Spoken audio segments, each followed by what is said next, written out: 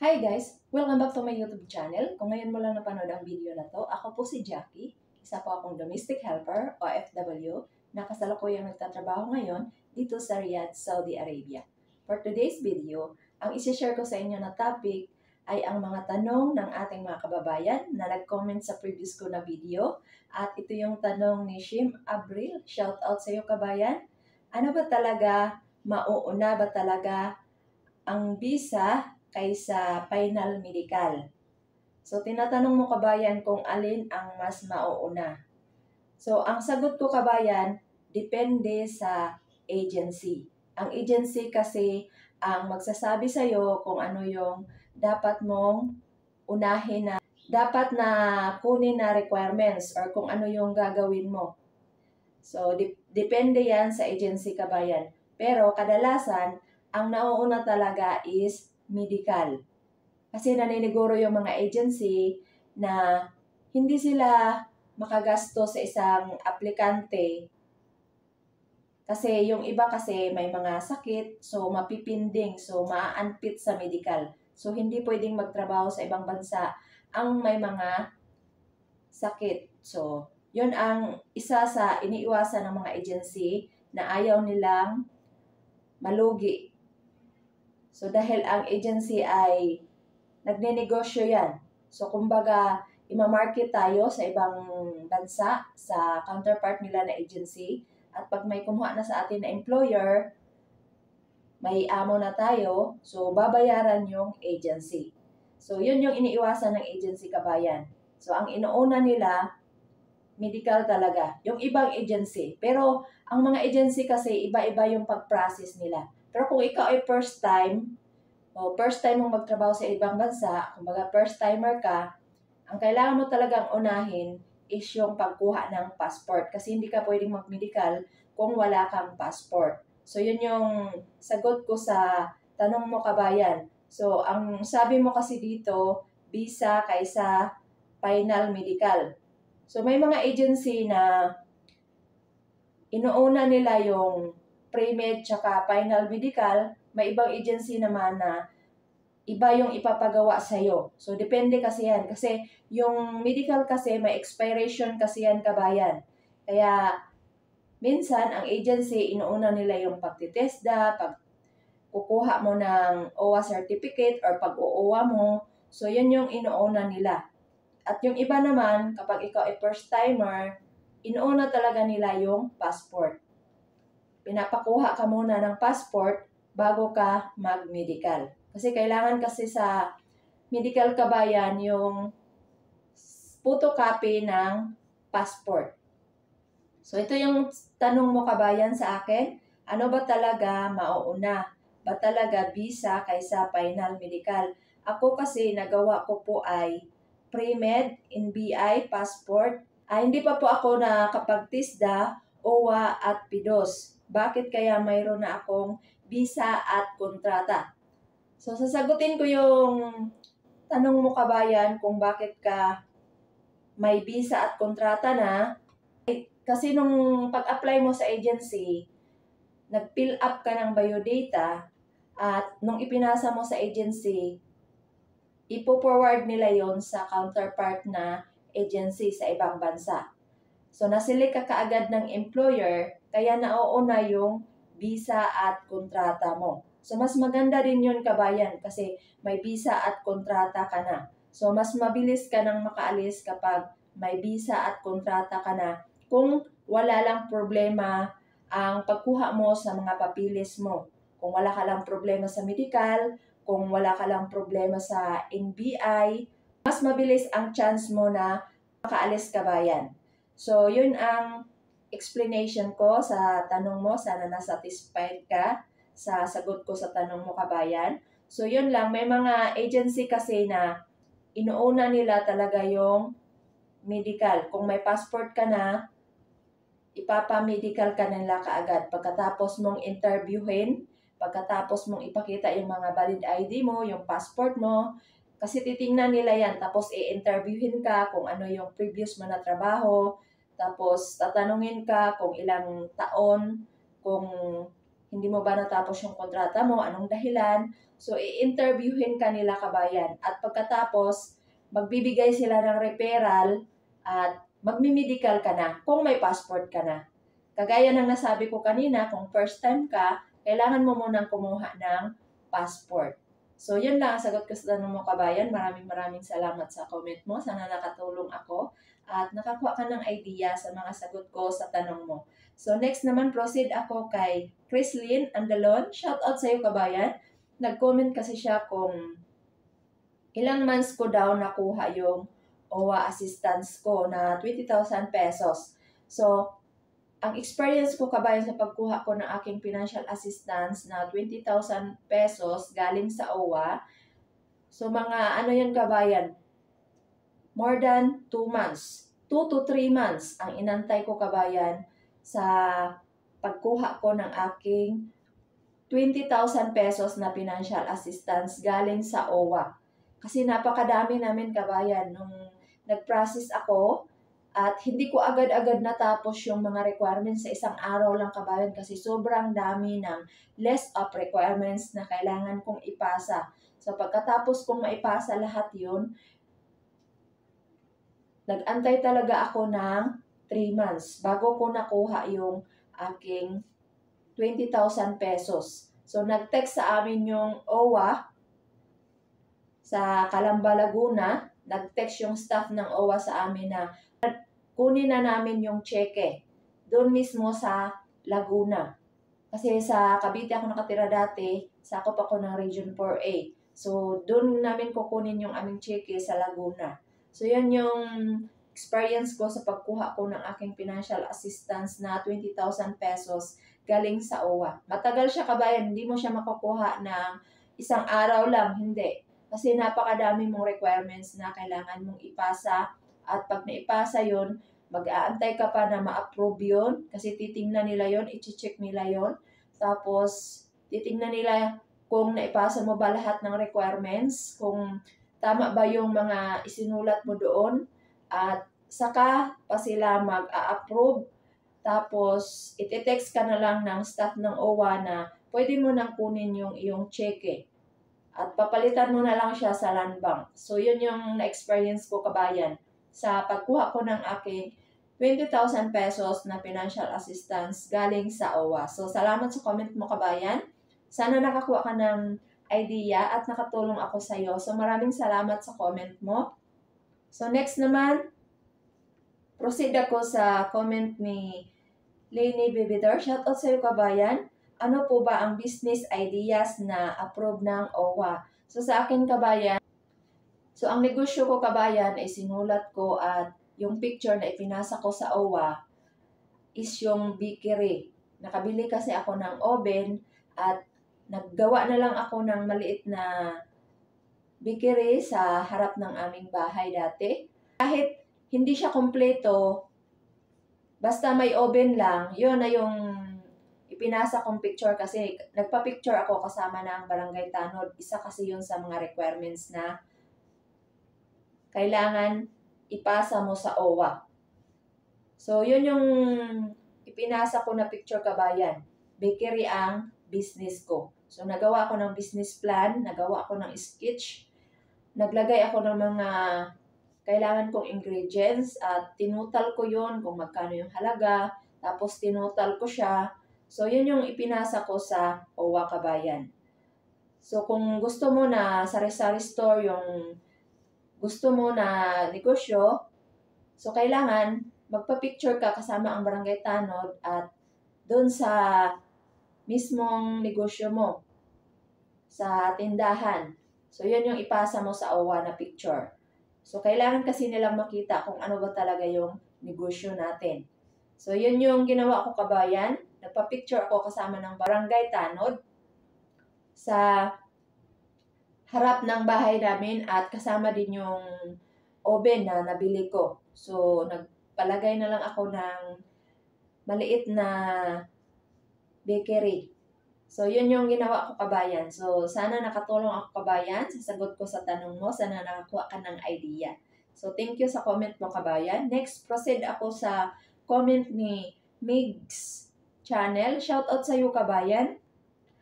Ako po, 2 months na naghihintay, wala pa rin kontrata. So ganun talaga ang pag-a-apply, kabayan. Sa mga mag-a-apply, papunta dito sa ibang bansa, kapag mag-a-apply kayo, habaan nyo na talaga yung pasensya nyo. Dahil sa pag-a-apply nyo pa lang, kailangan mahaba yung pasensya nyo dahil marami kayong ma-experience na hirap at gutom, pagod sa pag-a-apply nyo pa lang. Ganon kahirap ang mag-a-apply bilang isang domestic helper o FW. Hindi mo kaagad-agad mapermahan yung kontrata mo dahil pag naselect ka ng employer, yung kontrata kasi dadaan pa yan sa Philippine Embassy dito sa ibang bansa. So for example, nag-a-apply ka papuntang Bahrain. So pag naselect ka ng employer, yung kontrata, ipapa-verify pa yan sa Philippine Embassy ng Bahrain. So, ganun ka tagal mo siyang intayin. Ang minimum kasi na kailangang antayin ng isang aplikante is 2 to 3 months ang pag-a-apply sa isang agency, sa isang legal na agency, bago makaalis. Kung wala siyang problema sa medical at sa pagkuha niya ng mga papeles. Yun ang kailangang intayin, kabayan, 2 to 3 months. Yun ang minimum na kailangang intayin. Kasi pag lumagpas ka na ng 4 months, 5 months, 6 months, nasa agency ka pa rin, nasa accommodation ka pa rin nag-stay, so siguro may problema yung medical mo, may problema ka sa pagkuha ng mga papeles mo, o di kaya may problema yung agency mo. So, yun yung sagot ko sa tanong mo, kabayan. So, kailangan mo talagang mag-antay ng 3 buwan bago ka makaalis. Pero kailangan mo ring mag-follow up sa agency. Ma'am, ano na po yung status ng application ko? Ganun lang. Kailangan yung kausapin yung staff ng agency. Ma'am, ano na po yung status ng application ko? Ano na po yung next na gagawin ko? So, kailangan yung makipag-communicate sa staff ng agency. So, yun yung advice at sagot ko sa tanong mo, kabayan. Sana nakatulong ako at nakakuha ka ng idea. Maraming salamat sa comment mo. So, next, proceed ako sa comment ni Inday Bisaya. Shoutout sa iyo, kabayan. Ma'am, may tanong po sana ako. Kailangan bang bayaran ng aplikante kahit hindi siya nag-back out? So, siguro, nanghihingi yung agent mo ng bayad, kabayan. So, wala kang babayaran sa agency at kahit sa agent mo. Kasi, obligasyon nila na kapag nag-apply ka sa agency nila, obligasyon ng agency na bibigyan ka ng pagkain. Kasi nasa nakalagay yan sa nila na pre-accommodation, pre-food, pre-allowance. May mga agency na ganun. So, may mga agency din na hindi sila nagbibigay ng allowance, pero may mga agency na nagbibigay sila ng allowance. Doon kanila papatuloyin sa accommodation, mag-i-stay kayo doon, tapos magtatrabaho kayo, maglilinis kayo, alternate kayong maglilinis, magluluto, maghuhugas. Ganun yung mga agency, kabayan. Pero wala kang babayaran sa kanila. For example, hindi ka nag-back out, kung baga tuloy-tuloy lang yung pag-process mo ng requirements mo sa agency na yon, wala kang babayaran, kabayan, kahit piso. Kung may maniningil sa'yo na kailangan mong magbayad, so yung agent mo na yon, bawal yun, kabayan. Huwag kang magbigay kahit piso. For example, nakaalis ka na at manghingi yung agent mo, huwag kang magbigay, kabayan, kahit piso. Kahit sa agency, hindi ka pwedeng magbayad sa kanila kasi sila yung magpapaalis sa'yo, so sila din yung kikita sa atin. So, ang magbabayad nun, ang employer, kabayan. So tayo, wala na tayong babayaran. Ang kailangan lang natin, extra na allowance kapag nasa agency tayo, kapag nasa accommodation tayo nakatira, dahil yung pagkain dyan sa accommodation ay hindi sapat. So, huwag kang magbigay ng pera, kabayan, kahit piso, sa agency mo at saka sa agent mo. So, yun yung pagkaintindi ko sa tanong mo, kasi hindi mo sinabi dito kung sino yung nagsabi sa'yo na kailangan mong magbayad. So, salamat sa comment mo, kabayan. Sana nakatulong ako at nakakuha ka ng idea. At sana na-explain ko ng maayos. So, thank you sa comment mo, kabayan. So next, proceed ako sa comment ni Naomi Salimbot. Shout out sa'yo, kabayan. So, papirma ng kontrata, ibig sabihin may employer na. So, ito yung comment mo. So, yes, kabayan. Kapag may kontrata ka na, may visa ka na, ang ibig sabihin yan, may employer ka na. Kunin mo yung address ng iyong employer, kunin mo yung mga importanteng details sa kontrata, isulat mo sa notebook. Ang pinaka-importante is yung address at saka mobile number ng inyong employer. Kunin nyo yun sa kontrata, isulat nyo sa notebook kung anong pangalan ng employer nyo. Or kung pwede, papayag yung agency, ipapapotocopy nyo yung inyong kontrata o di kaya picturean nyo na lang sa inyong cellphone. So yun yung sagot ko sa tanong mo, kabayan. Kapag may kontrata ka na, ibig sabihin may amo ka na. May employer ka na. So naselect ka na. So yun yung magiging amo mo. Kung ano yung nakasulat sa kontrata, kung sino yung nakasulat sa kontrata, kabayan, kung ano yung pangalan na nakasulat sa kontrata, yun yung magiging amo mo dito sa ibang bansa. So, yun ang sagot ko sa tanong mo, kabayan. So, next, proceed ako sa comment ni Cindy Jen Panto. Shout out sa'yo. After signing ng agreement po ba, release na ba? So, ito naman yung comment niya sa PGH naman to. So, ang sagot ko sa tanong mo, kabayan, after signing ng agreement po ba, mai-release na ba yung loan mo sa PGH? Ang sagot ko sa tanong mo, kabayan, hindi.